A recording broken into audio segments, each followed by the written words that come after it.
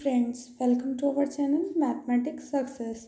हम लोग यहाँ पर कॉम्प्लेक्स एनालिसिस की बात कर रहे थे और चैप्टर 1 हमने डिस्कस करना स्टार्ट कर दिया है। अगर आप चैनल पे पहली बार आए हैं तो चैनल को सब्सक्राइब कर लीजिए, साथ ही साथ बेल आइकन को भी दबा लीजिए ताकि आपको हमारी जो भी वीडियोज़ आएँ तो उनकी नोटिफिकेशन मिल जाए।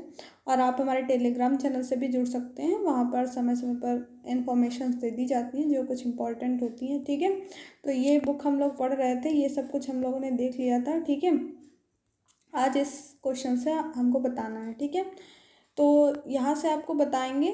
ठीक है, तो आप लोग अपना कॉपी पेन लेके स्टार्ट कर दीजिए लिखना। ठीक है, और दिवाली कैसी रही सभी की? अच्छे से सब लोगों ने सेलिब्रेट किया? मैंने कुछ बताया था आप लोगों से, किसी ने फॉलो किया क्या? देखी नहीं थी वीडियो? दिवाली की तैयारी कर रहे थे, चलो कोई बात नहीं है। ये प्रॉब्लम है दी हुई। शो दैट द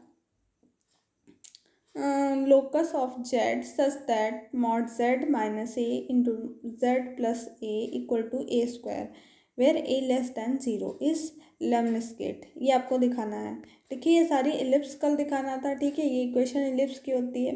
ठीक है, इलिप्स, लेमनिस्केट, ये सारी इक्वेशन मैं आपको एक सेपरेट वीडियो में बता दूंगी। एक चार्ट टाइप से होगा और उसका प्रिंट आउट आप चाहो तो निकलवा लेना। ठीक है, मैं टेलीग्राम ग्रुप पे शेयर कर दूंगी, आप उससे निकलवा लेना। ठीक है, किसी दिन। ठीक है, एक छोटा सा वीडियो बना करके इसके बारे में इंफॉर्मेशन आपको दे दूंगी, तो आप जो है उसको देख लेना, समझ लेना और प्रिंट आउट निकलवा लेना उसका, ताकि आपको पढ़ने में दिक्कत ना हो। ठीक है, तो ये दिया हुआ है। ठीक, तो अब इसको सॉल्व करना है, ये दिखाना है हमको। ये लेमनिस्केट है, तो mod Z minus A dot मतलब आपको पता है ये Z minus A, Z plus A plus B, और ए माइनस बी फॉर्मूला होता है A square minus B square. ठीक है, तो वही मॉड जेड का Z minus Z square minus ए स्क्वायर का मॉड। ठीक है, इक्वल टू ए स्क्वायर।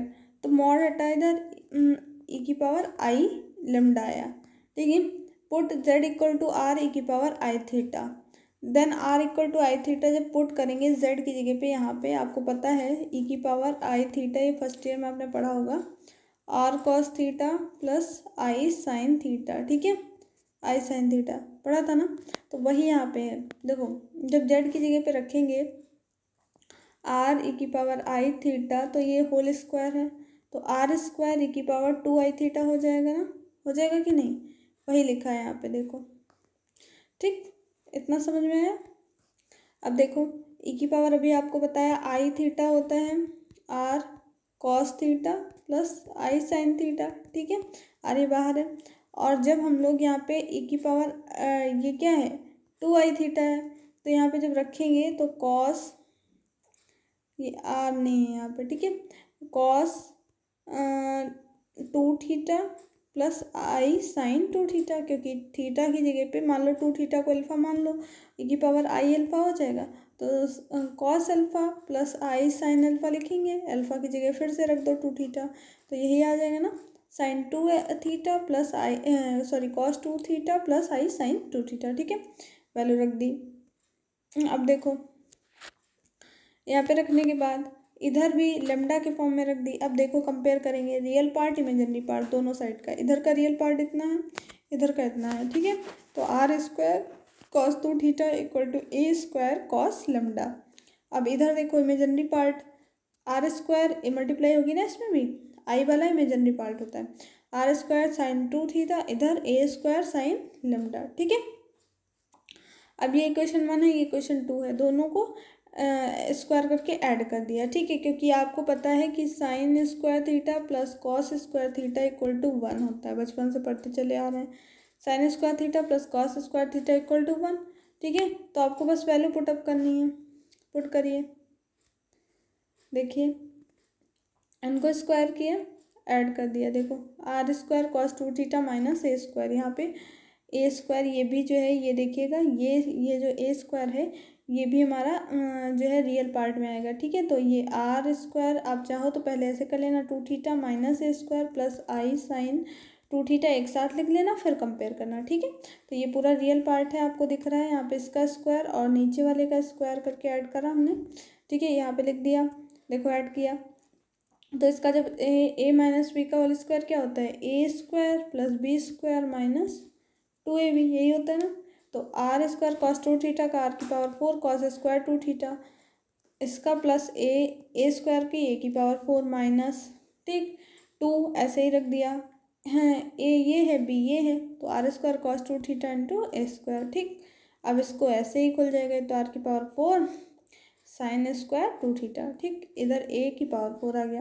अब जब सॉल्व करेंगे आप देखिए, ये आर की power 4 cos square theta, r की साइन की पावर आर, देखो आर की पावर 4 कॉमन ले ली इससे, तो बचा cos square 2 theta plus sine square 2 theta. आपको भी बताया cos square theta plus sine square theta 1 होता है, मतलब थीटा की जगह पे अगर 2 थीटा यहाँ पे है तो यहाँ भी होना चाहिए, तो दोनों में है इसलिए ये भी 1 हो जाएगा। तो आर की पावर 4 यही इधर ही रहा, इसको उधर लेके चले गए अपोजिट साइड में, ठीक है। अब सेकेंड ईयर थर्ड ईयर में आप आ गए हैं तो इतना तो कर ही लेंगे, ठीक है, समझा तो रहे हैं आपको। तो आर की पावर 4, यहाँ से एक आर कटा, ये 2 आर यहाँ से गए, तो यहाँ बचे कितने, 2 आर बचे, यहाँ 4 थे, यहाँ इधर 2 थे, तो 2 से कट गए, ये बचा आर स्क्वायर, ठीक, r square 2a square cos 2 theta, ठीक है। अगर आपको कोई दिक्कत लगे तो नीचे कमेंट बॉक्स में आप अपना सजेशन छोड़ सकते हैं, ठीक है, ताकि मैं उसे अपने अगले वीडियो में इम्प्रूव करूँ, ठीक है। यहाँ पे ये क्या है, ये इक्वेशन होती है लेमनिस्केट की, ठीक है। तो आप पहचान गए लेमनिस्केट कैसे, आपको पता चलेगा 2a स्क्वायर कॉस 2 थीटा, ठीक है। ये जो है लेमनिस्केट की इक्वेशन है, बस यही प्रूफ करना था, हो गया। यहाँ पर एक और क्वेश्चन आपके साथ डिस्कस कर लेते हैं, ये भी inverse point of with respect to circle, ठीक है। इनवर्स पॉइंट सर्किल के रिस्पेक्ट में 2 points a z equal to a and b z equal to b said to be the inverse point with respect to the circle with center O where z equal to z naught and radius r if OAB are collinear and OA into OB equal to r square, ठीक।